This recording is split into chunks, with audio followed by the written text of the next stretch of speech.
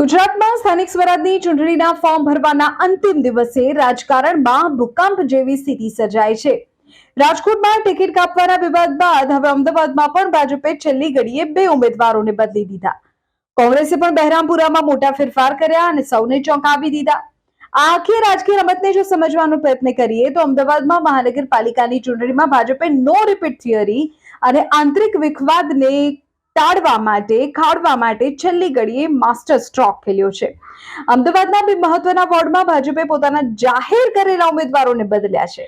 પાલડીમાં હવે જૈનિક વકીલ ભાજપના ઉમેદવાર તરીકે મેદાનમાં છે, તો જમાલપુર વોર્ડમાં પ્રિયંકા કહારને ઉતારવામાં આવ્યા છે. આ ફેરફાર પાછળના કારણોમાં સ્થાનિક કાર્યકરોનો રોષ અને જ્ઞાતિગત સમીકરણોએ ભાજપને ઉમેદવારો બદલવા માટે દબાણ કર્યું હોય તેવું સામે આવી રહ્યું છે.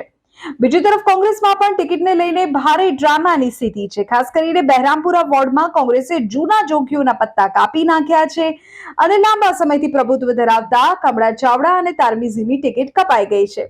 તેના સ્થાને કોંગ્રેસે નવા ચહેરાઓને સ્થાન આપ્યું છે અને એન્ટી ઇન્કમ્બન્સી ખાળવાનો આ પ્રયાસ હોય તેવું નિષ્ણાતોનું કહેવું છે.